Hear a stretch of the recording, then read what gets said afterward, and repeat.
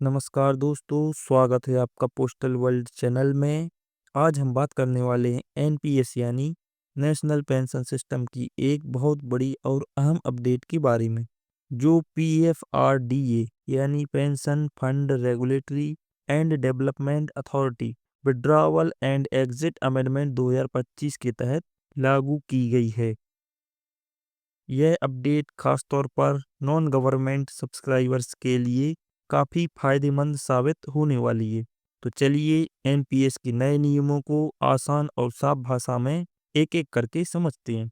सबसे पहला और सबसे बड़ा बदलाव है लमसम विड्रॉल में बढ़ोतरी। अब non government NPS subscribers retirement के समय अपने कुल कॉर्पस का 80% तक एक मुश्त निकाल सकते हैं। पहले यह सीमा सिर्फ 60% तक ही थी। दूसरा बड़ा बदलाव है मैंडेटरी एन्युटी में कटौती यानी अनिवार्य वार्षिकी में कटौती। पहले एनपीएस में कम से कम 40% राशि से एन्युटी खरीदना अनिवार्य था, लेकिन अब यह अनिवार्य एन्युटी 40% से घटकर सिर्फ 20% कर दी गई है। यानी अब आपको कम राशि एन्युटी में लगानी होगी और ज़्यादा पैसा आप लमसम में निकाल सकेंगे। अब बात करते हैं मैक्सिमम एज लिमिट की। पहले एनपीएस सब्सक्राइबर सिर्फ 75 वर्ष की उम्र तक निवेश जारी रख सकता था, लेकिन नए नियमों के अनुसार अब सब्सक्राइबर 85 वर्ष की आयु तक एनपीएस में निवेशित रह सकता है। यानी कि 85 वर्ष की आयु तक एनपीएस में निवेश कर सकता है। यह उन लोगों के लिए बहुत फायदेमंद है जो देर तक जमा करना चाहते हैं या निवेश करना चाहते हैं। अब एक और बहुत महत्वपूर्ण बदलाव नॉर्मल एग्जिट आफ्टर 15 ईयर्स को देखते हैं। पहले नॉर्मल एग्जिट सिर्फ 60 साल की उम्र में ही संभव था, लेकिन अब नॉन गवर्नमेंट सब्सक्राइबर्स अगर 15 साल की एनपीएस सब्सक्रिप्शन पूरी कर लेते हैं तो वे 60 साल से भी पहले नॉर्मल एग्जिट ले सकते हैं। इस नॉर्मल एग्जिट में भी 80% लमसम और 20% एन्युटी का नियम लागू होगा। अब बात करते हैं फुल विड्रॉवल लिमिट की। पहले अगर आपका एनपीएस कॉर्पस 5 लाख तक होता था तो आप पूरी राशि एक साथ निकाल सकते थे, लेकिन नए नियमों के अनुसार अब यह सीमा बढ़कर 8 लाख कर दी गई है। यानी अगर आपका कुल एनपीएस कॉर्पस 8 लाख तक है तो आप 100% राशि पूरी तरह निकाल सकते हैं। अब चलिए ओल्ड रूल्स और न्यू रूल्स 2025 का छोटा सा कंपैरिजन समझ लेते हैं। पहले लमसम विड्रॉवल अधिकतम 60% थी, अब यह 80% हो गई है। पहले मैंडेटरी एन्युटी कम से कम 40% थी, अब यह 20% कर दी गई है। पहले मैक्सिमम एज लिमिट 75 साल थी, यह अब 85 साल हो गई है। पहले फुल विड्रॉवल लिमिट 5 लाख थी, अब यह 8 लाख कर दी गई है। और पहले नॉर्मल एग्जिट सिर्फ 60 साल की उम्र में होता था, जबकि अब यह 15 साल की सब्सक्रिप्शन पूरी होने पर या 60 साल की उम्र में नॉर्मल एग्जिट लिया जा सकता है।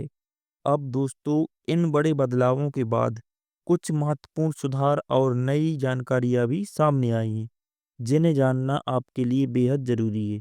सबसे पहले बात करते हैं टैक्सेशन अलर्ट की। यह एक बात ध्यान से समझ लीजिए, हालांकि अब तक 80% तक लमसम विड्रॉवल कर सकते हैं, लेकिन पूरी 80% राशि टैक्स फ्री नहीं है। इन नियमों के अनुसार 60% विड्रॉवल पूरी तरह टैक्स फ्री रहेगी, लेकिन बाकी 20% राशि आपकी इनकम टैक्स स्लैब के अनुसार टैक्सेबल हो सकती है। इसीलिए एग्जिट प्लान बनाते समय टैक्स प्लानिंग करना बहुत ज़रूरी हो गया है। अब आते हैं एसयूआर यानी सिस्टमैटिक यूनिट रिडेम्पशन पर। अगर आपका एनपीएस कॉर्पस 8 लाख से 12 लाख के बीच है तो आपको एक नया विकल्प मिलता है। इसके तहत आप 6 लाख एक मुश्त निकाल सकते हैं और बाकी बची हुई राशि आप एसयूआर के जरिए अगले 6 वर्षों में किस्तों में निकाल सकते हैं। इससे फायदा यह होगा कि पैसा धीरे धीरे मिलेगा, टैक्स बर्डन भी एक साथ नहीं पड़ेगा। अब एक और बड़ी सुविधा लोन अगेंस्ट एनपीएस। अब बैंक आपके एनपीएस बैलेंस के बदले लोन भी दे सकते हैं। इसमें बैंक आपके कुल कंट्रीब्यूशन का अधिकतम 25% तक लियन मार्क कर सकते हैं। यानी अब एनपीएस सिर्फ रिटायरमेंट के लिए ही नहीं बल्कि इमरजेंसी ज़रूरतों में भी काम आ सकता है। गवर्नमेंट एम्प्लॉय के लिए यह भी ध्यान रखें, 80-20 का नया नियम मुख्य रूप से ऑल सिटीजन मॉडल और कॉरपोरेट मॉडल पर लागू होता है। सरकारी कर्मचारियों के लिए अभी भी 60:40 का पुराना रेशियो ही लागू होगा, जब तक कि उनका टोटल कॉर्पस 5 लाख से कम ना हो। इसलिए गवर्नमेंट एम्प्लॉइज इस पॉइंट को गलत तरीके से समझने की गलती ना करें। अब बात करते हैं एनआरआई और ओसीआई सब्सक्राइबर्स के लिए कुछ प्रैक्टिकल पॉइंट की। सबसे पहले डिजिटल ऑनबोर्डिंग। अब एनआरआई और ओसीआई सब्सक्राइबर्स के लिए एनपीएस ऑनबोर्डिंग पूरी तरह पेपरलेस कर दी गई है। इसमें लाइव फोटो ली जाएगी और जियो टैगिंग भी की जाएगी। अब जियो टैगिंग का मतलब समझ लीजिए। सिस्टम यह सुनिश्चित करेगा कि आप जिस लोकेशन से एनपीएस खाता खोल रहे हैं वह लोकेशन आपके डॉक्यूमेंट्स में दिए गए एड्रेस से मैच करती हो। इससे गलत या फेक रजिस्ट्रेशन रोकी जा सकेगी। अब एक और इम्पोर्टेंट रिस्ट्रिक्शन, एनआरआई और ओसीआई सब्सक्राइबर्स टीयर 2 अकाउंट नहीं खोल सकते।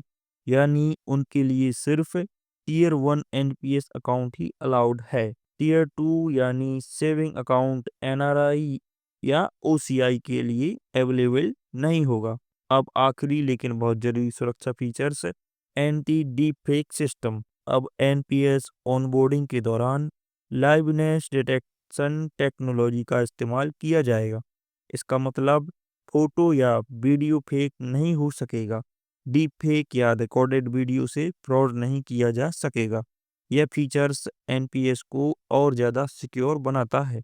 तो दोस्तों ये थे न्यू अपडेट अबाउट एनपीएस जो जीडीएस एम्प्लॉयज़ और डिपार्टमेंटल एग्जाम की तैयारी करने वालों के लिए बेहद महत्वपूर्ण है। अगर आपको यह जानकारी उपयोगी लगी हो तो वीडियो को लाइक करें, अपने दोस्तों के साथ शेयर करें और चैनल पोस्टल वर्ल्ड को सब्सक्राइब करना ना भूलें। मिलते हैं अगली वीडियो में। धन्यवाद।